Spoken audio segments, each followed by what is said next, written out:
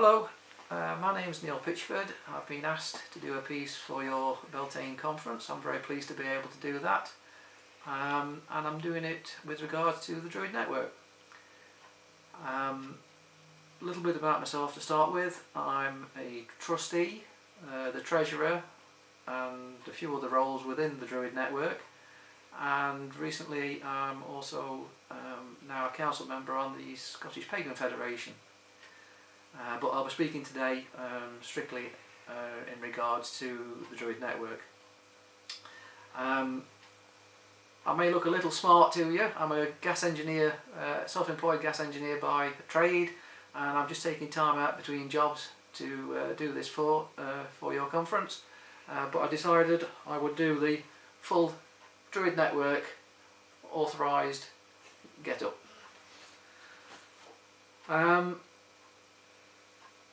With the Druid network, I've got some notes here which I'll be glancing at frequently. So if you're looking for slick, you're not going to get it with this, I'm afraid.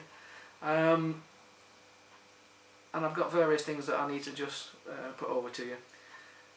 The first thing, I'm going to do a brief Tdn history for you. There's a lot of information on the internet there. If you want to go into that, you can find it out for yourself, but this is just going to be a very brief overview. The Druid network was set up, founded around about the turn of the century, year 2000-2001, by Bobcat, otherwise known as Emma Hall, and it's been going since then. Predominantly an online community, and still is. So hopefully that will be of interest to lots of you out there, because obviously online is more access friendly for everybody. Since its inception in 2001-2002, people have joined the Druid network. There is a membership cost involved with it. That membership cost was £10 in the year 2000-2001. In the year 2017 it's still £10. So we like to pride ourselves and think that that's actually very good value for what that is. So there's not many places obviously that have been going for 10 years plus, 15 years actually over, and have not actually put costs up. We do, all the trustees are volunteers, we all give of us time freely. The costs are there for running the websites and a few other things which I'll mention later on. Tdn itself does have a few events that people can actually get together with. The one absolute one is the AGM, which we've nicknamed the Annual Get Together and Merriment, which is in South Birmingham. It is a legal requirement for the Druid network to have an AGM since it gained charity status, which I'll speak about in a short while. But it's a very relaxing thing to do. Most people are very okay with that. The place that we use is reasonably well access friendly. There are ramps there and everything, and it works very well. So it's a very good thing, and people can be a little bit cautious, as you are with these things, but once they go in there, most people tend to relax, and it's usually a very, very good atmosphere. Recently they've also now started what's called a Northern Gathering, which has been done up near Morecambe, which has been like more of a physical weekend, a physical activity weekend, but it's all being looked at. It was, the initial one was just this March gone, and the plans are there hopefully that we can maybe have one, possibly two in a year, but we'll see how these things develop. Now, the Druid network itself, unlike one or two other things, it's not an order. It's not, we don't promote one definition of Druidry over another. We do have our own foreword to the Constitution. This was used in 2008-2009 when we put in for the Charity Commission status for Druidry becoming a religion. And for the purposes of the Charity Commission, it actually met their criteria.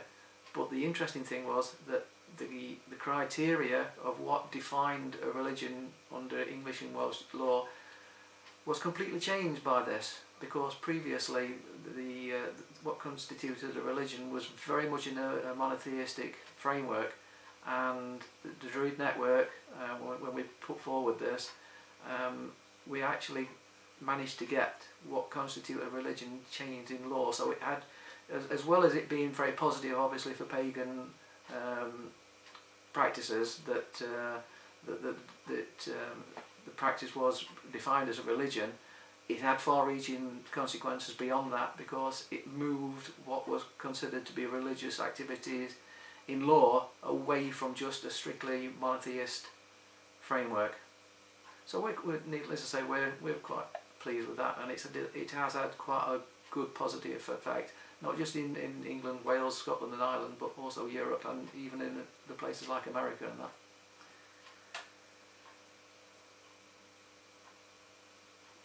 The Druid network has a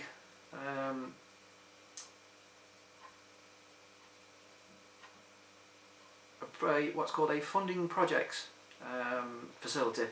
Basically, what we do is we have a certain amount of money available, and we invite people, if they have projects, small value projects that they would like funding, to put forward proposals for it.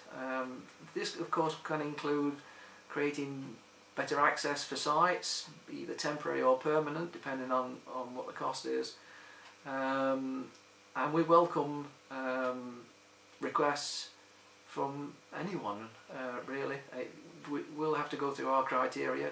It does have to meet the public benefit, but it's there, it's a facility, and it's something that people are not generally aware of that much. So I'm just bringing this up in this conference of yours, because hopefully it may be of benefit to some of you out there to actually, if there's something where you've got something like a ritual or something like that, and you can it's something regularly that you're doing. If you've got things that you can do where you can improve the access, and it needs a funding grant, so to speak, then by all means have a look at the Druid Network website, and if don't be frightened to put in for it, and we will have a look, and we will get back to you, and hopefully we could help fund something like that for you. Now, if you become a member of the Druid Network, the Druid Network itself is mostly an online community. As I said to you earlier, we do have a couple of events.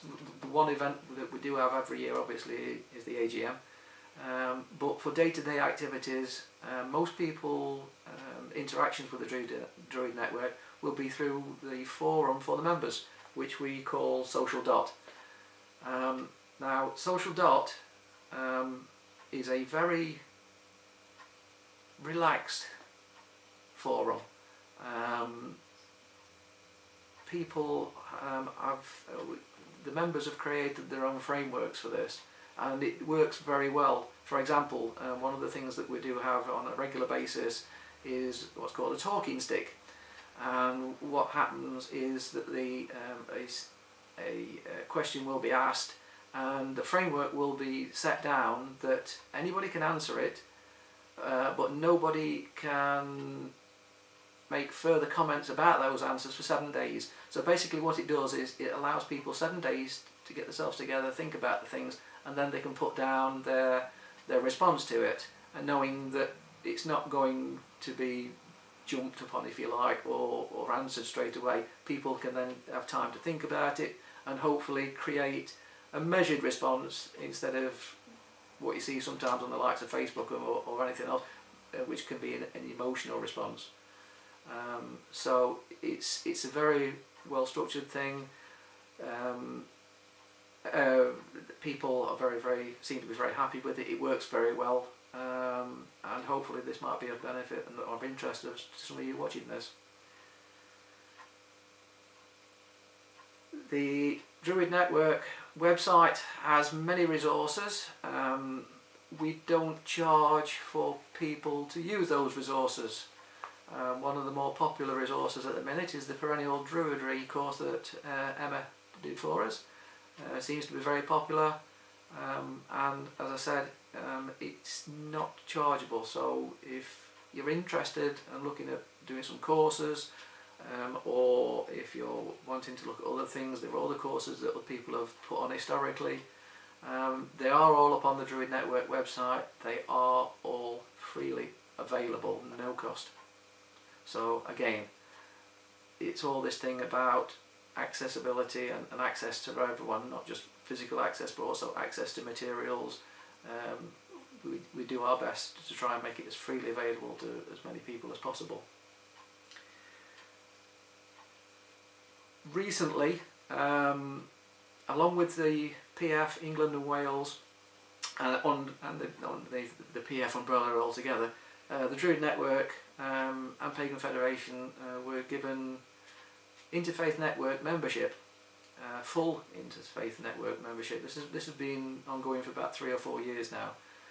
Now, one of the other roles that I have, along with this being the trustee and the treasurer of the Druid Network, is I'm one of the Interfaith Network representatives. The other main one being someone I'm sure that you may well have heard of, Naomi Jacobs. And between us, we tend to be able to attend most of the events that we are invited to. The Interfaith Network for the UK, for those that don't know, is the body that the government interacts with upon matters of religious frameworks. And we had a 2-year probationary period, and this last year we were voted on along with the Pagan Federation as full members. We work very closely with the Pagan Federation. I know Mike Steigel and Robin Taylor quite well, and it's very much a joint approach from both of us, making our presence known there. And of course we do have now trustee basis on the IFN network world, which is Mike Steigel at the minute. And basically I think that's about as much as I want to say without completely boring you to death. If there are any other things that you want to know, do have a look at the Druid Network website. It is hopefully quite easy to use. We try and make it as easy and accessible as anything. There's an email address on there if you want to contact anybody at the office for any queries or anything. Hopefully it should be fairly straightforward with it. And I'd just like to take this chance to thank you very much for inviting me to speak to your conference, and hopefully this will have been of interest to quite a few of you. Thank you very much.